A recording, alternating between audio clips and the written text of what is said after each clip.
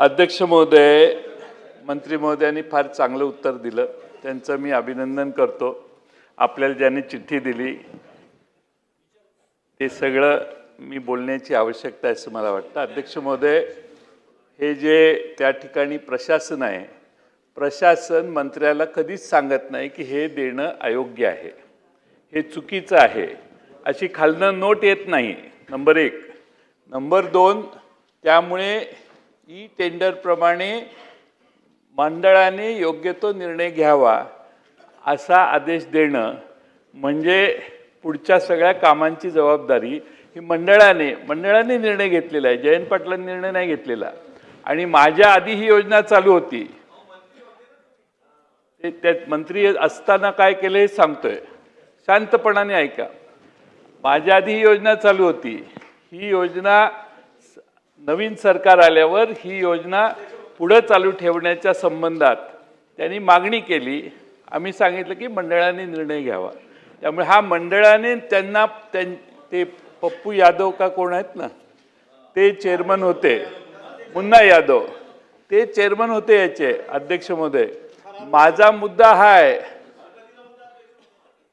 मला उत्तराच्या आधी हरकत कशी? किती अस्वस्थ झालाय तुम्ही मंत्री सध्या तरी तुम्ही फक्त प्रश्न विचारू शकता, उत्तर द्यायच्या भूमिकेत इतक्यात तरी नाही। म्हणून प्रश्न विचारतो की अध्यक्ष महोदय, 10-15 दिवस मी या खात्याचा मंत्री होतो, त्यामुळे यावेळी मी मंडळाने याच्यावर निर्णय घ्यावा, त्याचा अर्थ मंडळाने पाहिजे ती मनमानी करावी असा नाही। नंबर 1। आणि नंबर 2, अध्यक्ष महोदय, माझा मुख्यमंत्री महोदय इथं उपस्थित आहेत म्हणून त्यांना प्रश्न की डीबीटी करण्याची मोदी साहेबांचं जे स्वप्न आहे ते आपण साकारण्याची ही अतिशय चांगली संधी आहे।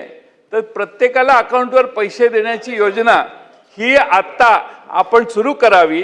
तर याची जर बेरीज केली तर आता 60 लाख बेनिफिशरीज आहेत, 30 लाख आहेत, त्यांना 2 पेट्या वाटण्यात येतात।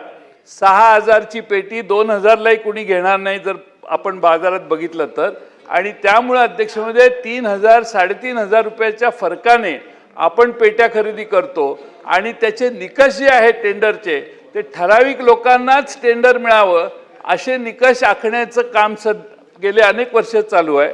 आणि म्हणून माझा प्रश्न आहे की हा गोंधळ महाराष्ट्रात आता इतका चालू आहे की आता एजंट सुरू झालेत, प्रत्येक तालुक्यात एजंट आहेत।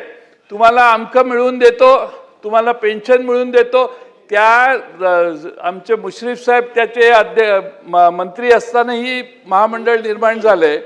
त्या अध्यक्ष महोदय, आता एवढा प्रचंड एजंटचा महाराष्ट्रभर सुळसुळाट आहे। म्हणून माननीय मुख्यमंत्र्यांना माझी विनंती आहे की मोदी साहेबांचं स्वप्न आहे की डीबीटी सुरू व्हावी, ती ह्या योजनेत सुरू करणार का? आणि सगळ्यात महत्त्वाचा प्रश्न म्हणजे हा जो महाराष्ट्रभर एजंट सुरू झालेत, एजंट म्हणजे काही एवढ्या मोठ्या प्रमाणात मुख्यमंत्री महोदय एजंट सुरू झालेत की त्याचा काही विश्वासच बसणार नाही आपल्याला। आणि त्यामुळं भांडी वाटप करण्याच्या पेट्या वगैरे वाटणं हा अध्यक्ष महोदय हेतू मंडळाचा नाही। त्यामुळं आपण त्याच्यात इंटरव्हीन करून हा निर्णय घ्याल काय? माननीय अध्यक्ष महोदय, मला या गोष्टीचं समाधान आहे की अलीकडच्या काळामध्ये जयंत पाटलांना मोदी साहेबांच्या सगळ्या योजना आवडायला लागलेल्या आहेत आणि मोदी साहेबांच्या योजना लागू करा असा जयंत पाटलांचा आग्रह हा देखील मला अतिशय स्वागतार्ह वाटतो। या प्रस्तुत प्रकरणामध्ये कामगारांच्या हिताचं काय आहे ते बघण्यात येईल। पण आपण जे सांगितलेलं आहे एजंट तयार झाल्यात वगैरे, तर माननीय मंत्री महोदयांच्या अध्यक्षतेखालीच एक कमिटी तयार करून या योजनेमध्ये जास्तीत जास्त पारदर्शिता कशी आणता येईल या संदर्भातला प्रयत्न केला जाईल। पुढे जाऊया आता। लक्षवेधी क्रमांक